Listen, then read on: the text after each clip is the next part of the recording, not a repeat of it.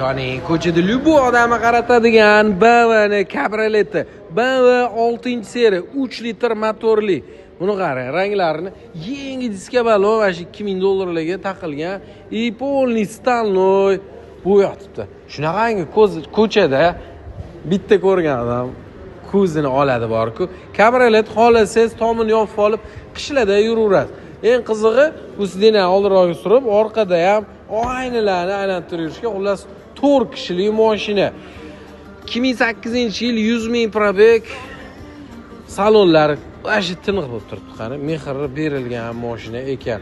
O'zlariga mazax haydashga olganlar hozir bir nimadirga pul zarildi, srochniga 34 mingga berib yuborilyapti.